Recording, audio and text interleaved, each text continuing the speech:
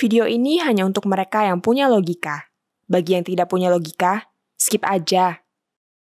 Salah satu persoalan utama dalam dunia politik kita saat ini adalah ada begitu banyak fitnah menyebar untuk menjatuhkan lawan. Bukan kritik, tapi fitnah.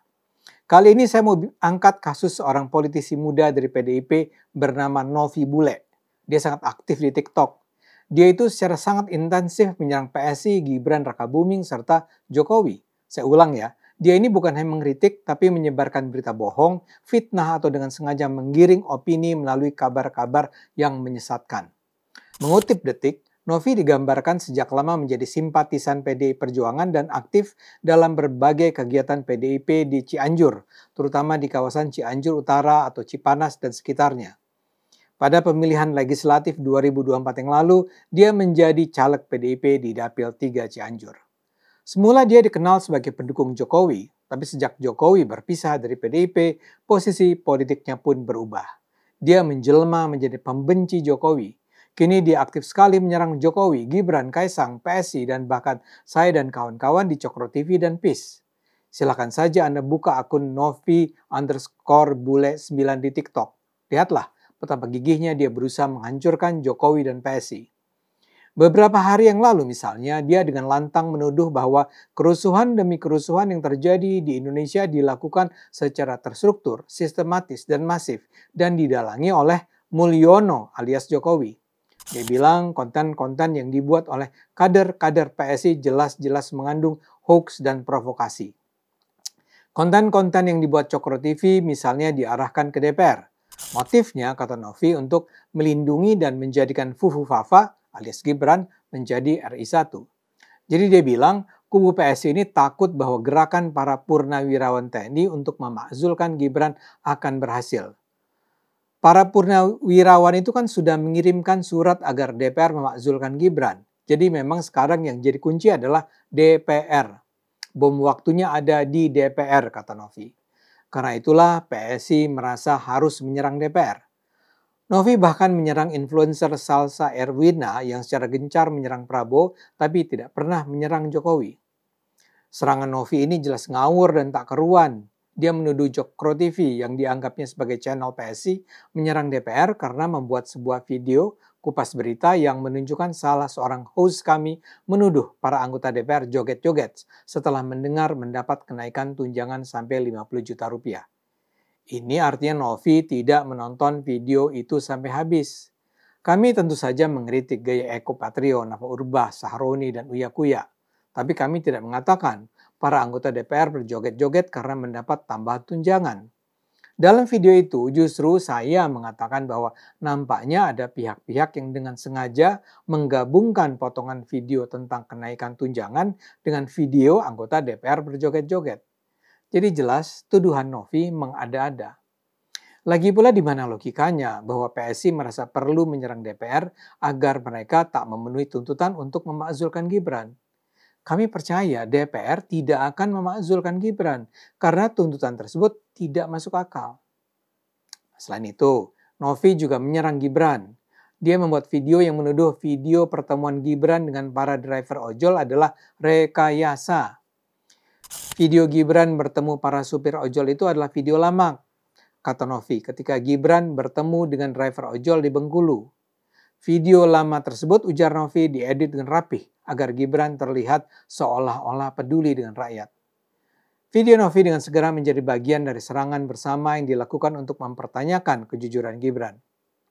Sayangnya bagi Novi dan kawan-kawan, ternyata para driver ojol sendiri yang dikabarkan bertemu Gibran saat aksi unjuk rasa berlangsung segera tampil untuk menyatakan mereka memang bertemu Gibran. Masing-masing dari 9 atau 10 driver ojol itu bahkan membuat statement yang menunjukkan mereka memang bertemu Gibran. Setelah pengakuan ini, Novi pun merasa perlu membuat video berisi pernyataan maaf, menuduh video Gibran tersebut rekayasa.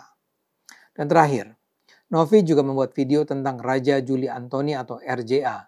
RJA ini adalah Sekjen PSI yang sekarang menjadi Menteri Kehutanan. Beberapa hari yang lalu beredar kabar bahwa sang menteri main gaple dengan seorang mantan tersangka pembalak liar bernama Aziz Welang. Di Tempo termuat foto yang menampilkan RJA memang sedang bermain gaple dengan Aziz dan wajah gembira.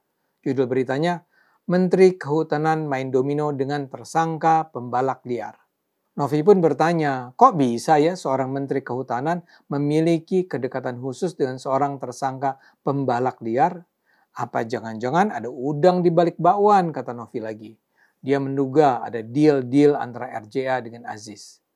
Di ujung video Novi bilang, Raja Juli, pakai otak ya. Kisah pertemuan RJA dengan Aziz ini memang beredar luas. Berita itu digoreng sehingga menimbulkan tuduhan bahwa RJA kelihatannya terlibat kolusi dengan si pembalak liar. Apa benar memang ada peristiwa main gaple ini? Memang terjadi. Tapi pertama-tama yang harus diberi catatan pada berita Tempo adalah Aziz itu tidak bisa disebut sebagai tersangka pembalak liar. Dia memang pernah jadi tersangka, tapi kemudian kasus itu diperadilankan sehingga akhirnya keluar surat perintah penghentian penyidikan SP3.